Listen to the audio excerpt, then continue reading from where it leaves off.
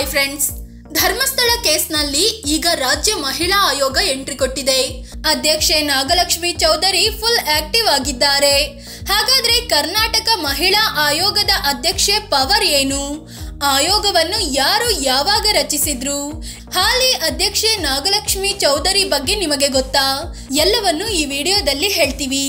ಅದಕ್ಕೂ ಮುನ್ನ ನೀವಿನ್ನೂ ನಮ್ಮ ಚಾನೆಲ್ಗೆ ಸಬ್ಸ್ಕ್ರೈಬ್ ಆಗಿಲ್ಲ ಅಂದ್ರೆ ಈ ಕೂಡಲೇ ಆಗಿ ಪಕ್ಕದ ಗಂಟೆ ಗುರುತಿನ ಮೇಲೆ ಕ್ಲಿಕ್ ಮಾಡಿ.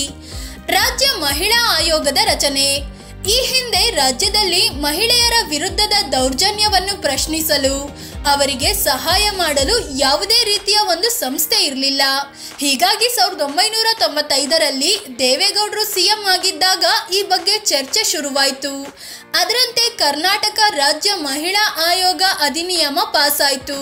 1997ರಲ್ಲಿ JH ಪಟೇಲ್ ಸಿಎಂ ಆಗಿದ್ದಾಗ ಶಾಸನಬದ್ಧವಾಗಿ ಒಂದು ಸಂಸ್ಥೆ ರಚಿಸಲಾಯಿತು. ಅದೇ ರಾಜ್ಯ ಮಹಿಳಾ ಆಯೋಗ. ಆದ್ರೆ ಅದೇ JH ಪಟೇಲ್ ಹೆಣ್ಣು ಮತ್ತು ಹೆಂಡ ನನ್ನ ವೀಕ್ನೆಸ್ ಅಂತ ಪಬ್ಲಿಕ್ ಆಗಿ ಹೇಳ್ಕೊಂಡು ಓಡಾಡ್ತಿದ್ರು. ಅಧ್ಯಕ್ಷೆ ಡಾಕ್ಟರ್ ನಾಗಲಕ್ಷ್ಮಿ ಚೌಧರಿ ಯಾರು? ಬಿಜೆಪಿ ಸರ್ಕಾರ ಇದ್ದಾಗ ಪ್ರಮೀಳಾ ನಾಯ್ಡು ಮಹಿಳಾ ಆಯೋಗದ ಅಧ್ಯಕ್ಷೆಯಾಗಿದ್ರು. ಆದ್ರೆ ಇವರ ಅಧಿಕಾರಾವಧಿ 3 ವರ್ಷದ್ದಾಗಿದ್ದು 2023ರಲ್ಲಿ ಆ ಸ್ಥಾನದಿಂದ ಕೆಳಗೆ ಇಳಿದಿದ್ರು. ಇದಾದ್ಮೇಲೆ ಮುಂದಿನ 7 ತಿಂಗಳ ಕಾಲ ಸಿದ್ದರಾಮಯ್ಯ ಸರ್ಕಾರ ಮಹಿಳಾ ಆಯೋಗಕ್ಕೆ ಅಧ್ಯಕ್ಷೆಯನ್ನೇ ನೇಮಕ ಮಾಡಲಿಲ್ಲ. 2024ರ ಮಾರ್ಚ್ ತಿಂಗಳಲ್ಲಿ ನಾಗಲಕ್ಷ್ಮಿ ಚೌಧರಿ ಅವರನ್ನ ಆಯೋಗದ ಅಧ್ಯಕ್ಷೆಯನ್ನಾಗಿ ನೇಮಕ ಮಾಡಲಾಗಿದೆ. ಆದ್ರೆ ಈಕೆಗೆ ಕಾನೂನಿನ ಬಗ್ಗೆ ಅಷ್ಟು ಜ್ಞಾನ ಇಲ್ಲ, ಆ ಸಾಮರ್ಥ್ಯ ಇಲ್ಲ ಅನ್ನೋ ಆರೋಪಗಳು ಕೂಡ ಕೇಳಿ ಬಂದಿದ್ವು. ಅಂದಹಾಗೆ ಈಕೆ ಕಾಂಗ್ರೆಸ್ ನಾಯಕಿ ಕೂಡ ಹೌದು. 2018ರಲ್ಲಿ ಲಕ್ಷ್ಮೀ ಹೆಬ್ಬಾಳ್ಕರ್ ಕೆಪಿಸಿಸಿ ಮಹಿಳಾ ಘಟಕದ ಅಧ್ಯಕ್ಷೆ ಆಗಿದ್ರು. ಅವರ ಅವಧಿ ಮುಗಿದ ಬಳಿಕ ಆ ಸ್ಥಾನಕ್ಕೆ ನಾಗಲಕ್ಷ್ಮಿ ಚೌಧರಿ ಟ್ರೈ ಮಾಡಿದ್ರು, ಆದ್ರೆ ಸಿಗ್ಲಿಲ್ಲ. ಕೆಪಿಸಿಸಿ ಕಾರ್ಯದರ್ಶಿಯಾದ್ರು. 2023ರ ಚುನಾವಣೆಯಲ್ಲಿ ಟಿ ದಾಸರಹಳ್ಳಿ ವಿಧಾನಸಭೆ ಕ್ಷೇತ್ರದ ಟಿಕೆಟ್ಗೂ ಇವರು ಆಕಾಂಕ್ಷಿಯಾಗಿದ್ರು, ಆದರೆ ಅದು ಕೂಡ ಸಿಗ್ಲಿಲ್ಲ. ಇದೀಗ ಕಾಂಗ್ರೆಸ್ ಸರ್ಕಾರ ಬಂದ ಬಳಿಕ ಈಕೆಯನ್ನು ಮಹಿಳಾ ಆಯೋಗದ ಅಧ್ಯಕ್ಷೆಯನ್ನಾಗಿ ನೇಮಿಸಲಾಗಿದೆ.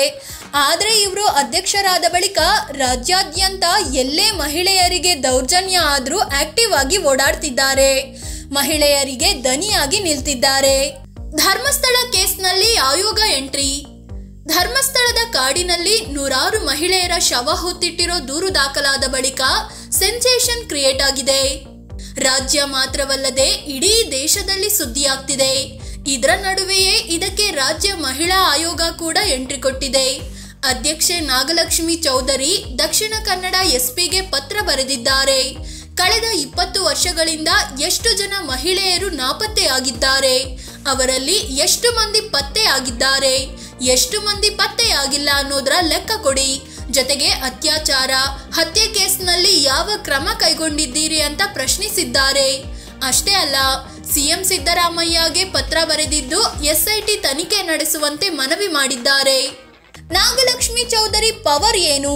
ಮಹಿಳೆಯರ ರಕ್ಷಣೆಗೆ ಸರ್ಕಾರ ತೆಗೆದುಕೊಂಡ ಕ್ರಮಗಳ ಬಗ್ಗೆ ತನಿಖೆ ನಡೆಸೋದು, ಪರಿಶೀಲನೆ ನಡೆಸೋದು, ಸರ್ಕಾರದ ಕಾನೂನುಗಳು ಮಹಿಳೆಯರ ಮೇಲೆ ಯಾವ್ಯಾವ ರೀತಿ ಪರಿಣಾಮ ಬೀರುತ್ತಿದೆ ಅನ್ನೋದನ್ನ ಅಧ್ಯಯನ ನಡೆಸೋದು, ಮಹಿಳೆಯರಿಗೆ ಅಗತ್ಯವಾದ ಕಾನೂನು ಜಾರಿ ಅಥವಾ ತಿದ್ದುಪಡಿಗೆ ಸರ್ಕಾರಕ್ಕೆ ಶಿಫಾರಸು ಮಾಡೋದು, ಮಹಿಳೆಯರ ಮೇಲೆ ದೌರ್ಜನ್ಯ ಆದ್ರೆ ಆ ಕೇಸನ್ನು ಅಧ್ಯಯನ ಮಾಡೋದು, ತನಿಖೆ ನಡೆಸುವಂತೆ ಸರ್ಕಾರಕ್ಕೆ ಪತ್ರ ಬರೆಯೋದು, ತನಿಖಾಧಿಕಾರಿಗಳಿಂದ ಆಗಾಗ್ಗೆ ಕೇಸ್ನ ಅಪ್ಡೇಟ್ ಕೂಡ ಪಡೆಯೋ ಅಧಿಕಾರ ಈಕೆಗೆ ಇದೆ.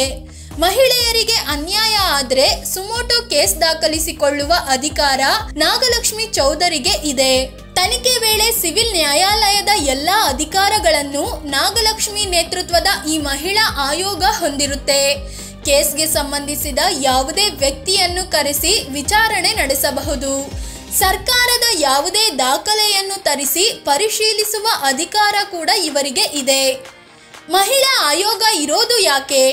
ಮಹಿಳೆಯರಿಗೆ ಸಂಬಂಧಿಸಿದ ನಿರ್ದಿಷ್ಟ ಸಮಸ್ಯೆಗಳನ್ನು ತನಿಖೆ ನಡೆಸೋದು, ಮಹಿಳೆಯ ಹಕ್ಕುಗಳನ್ನು ರಕ್ಷಿಸುವುದು, ಕೌಟುಂಬಿಕವಾಗಿ ಸಾಮಾಜಿಕವಾಗಿ ಕಿರುಕುಳ ಆದರೆ ರಕ್ಷಣೆ ನೀಡೋದು, ಮಹಿಳೆಯರ ಸಮಸ್ಯೆಗಳ ಬಗ್ಗೆ ಸರ್ಕಾರದ ಗಮನ ಸೆಳೆಯೋದು, ಯಾವುದೇ ಮಹಿಳೆ ಸಂಕಷ್ಟದಲ್ಲಿದ್ದರೆ ಆನ್ಲೈನ್ ಮತ್ತು ವಾಟ್ಸಪ್ನಲ್ಲೇ ಆಯೋಗಕ್ಕೆ ದೂರು ನೀಡಬಹುದು. ವರದಕ್ಷಿಣೆ, ಬಾಲ್ಯ ವಿವಾಹದಂತ ಸಾಮಾಜಿಕ ಪಿಡುಗನ್ನು ಮಟ್ಟ ಹಾಕೋದು, ಸಂತ್ರಸ್ತ ಮಹಿಳೆಯರಿಗೆ ಅಗತ್ಯವಾದ ನೆರವು ನೀಡೋದು, ಒಟ್ನಲ್ಲಿ ಮಹಿಳೆಯರನ್ನು ದೌರ್ಜನ್ಯ, ಲಿಂಗ ತಾರತಮ್ಯ, ಕೌಟುಂಬಿಕ ಹಿಂಸೆ ಸೇರಿದಂತೆ ವಿವಿಧ ರೀತಿಯ ಅನ್ಯಾಯಗಳಿಂದ ರಕ್ಷಿಸಲು ಈ ಆಯೋಗ ಇದೆ. ಅಧ್ಯಕ್ಷೆಯ ಆಯ್ಕೆ ಮತ್ತು ಸಂಬಳ. ಇಷ್ಟು ಜವಾಬ್ದಾರಿ ಇರೋ ಮಹಿಳಾ ಆಯೋಗಕ್ಕೆ ಅಧ್ಯಕ್ಷೆಯ ನೇಮಕದ ಅಧಿಕಾರ ರಾಜಕಾರಣಿಗಳ ಕೈಗೆ ನೀಡಲಾಗಿದೆ. ಹೌದು, ರಾಜ್ಯ ಮಹಿಳಾ ಆಯೋಗದ ಅಧ್ಯಕ್ಷೆಯನ್ನು ರಾಜ್ಯ ಸರ್ಕಾರವೇ ನೇಮಿಸುತ್ತೆ. ಈ ವೇಳೆ ಅವರ ಸಾಮರ್ಥ್ಯ, ಕಾನೂನು ಮತ್ತು ಶಾಸಕಾಂಗದ ಅನುಭವದ ಆಧಾರವನ್ನು ಗಣನೆಗೆ ತೆಗೆದುಕೊಳ್ಬೇಕು. ಈ ಆಯೋಗ ರಾಜ್ಯದ ಮಹಿಳಾ ಮತ್ತು ಮಕ್ಕಳ ಕಲ್ಯಾಣ ಇಲಾಖೆಯ ಅಡಿಯಲ್ಲಿ ಬರುತ್ತೆ. ಆಯೋಗದಲ್ಲಿ ಅಧ್ಯಕ್ಷರನ್ನು ಬಿಟ್ಟು IAS ದರ್ಜೆಯ ಓರ್ವ ಕಾರ್ಯದರ್ಶಿ ಕೂಡ ಇರ್ತಾರೆ. ಈಗ IAS ಅಧಿಕಾರಿ ಲತಾ R ಕಾರ್ಯದರ್ಶಿ ಆಗಿದ್ದಾರೆ. ಇವರನ್ನು ಹೊರತುಪಡಿಸಿ ಕೆಲ ಸದಸ್ಯರನ್ನು ಕೂಡ ಸರ್ಕಾರ ಆಯ್ಕೆ ಮಾಡುತ್ತೆ. ಇವರ ಸಂಬಳವನ್ನು ಕೂಡ ರಾಜ್ಯ ಸರ್ಕಾರ ನೀಡುತ್ತೆ. ಕಾಲಕಾಲಕ್ಕೆ ತಕ್ಕಂತೆ ವೇತನವನ್ನು ಪರಿಷ್ಕರಣೆ ಕೂಡ ಮಾಡುತ್ತೆ. ಫ್ರೆಂಡ್ಸ್, ಇದು ರಾಜ್ಯ ಮಹಿಳಾ ಆಯೋಗದ ಬಗ್ಗೆ, ಅದರ ಅಧ್ಯಕ್ಷೆಯ ಪವರ್ ಬಗ್ಗೆ ತಿಳಿಸಿಕೊಡುವ ಪ್ರಯತ್ನ. ಇನ್ನಾದರೂ ಧರ್ಮಸ್ಥಳದ ಕಾಡಿನಲ್ಲಿ ದಿಕ್ಕಿಲ್ಲದೆ ಮಣ್ಣಾಗಿ ಹೋದ ಜೀವಗಳಿಗೆ ಮತ್ತು ನೇತ್ರಾವತಿ ನದಿಯಲ್ಲಿ ಕೊಳೆತ ಜೀವಗಳಿಗೆ ನ್ಯಾಯ ಸಿಗುತ್ತಾ? ಕಾಮೆಂಟ್ ಮಾಡಿ ನಿಮ್ಮ ಅಭಿಪ್ರಾಯ ಹೇಳಿ. ಅದೇ ರೀತಿ ನೀವಿನ್ನು ನಮ್ಮ ಚಾನಲ್ಗೆ ಸಬ್ಸ್ಕ್ರೈಬ್ ಆಗಿಲ್ಲ ಅಂದರೆ ಈ ಕೂಡಲೇ ಆಗಿ ಪಕ್ಕದ ಗಂಟೆ ಗುರುತಿನ ಮೇಲೆ ಕ್ಲಿಕ್ ಮಾಡಿ. ಧನ್ಯವಾದ.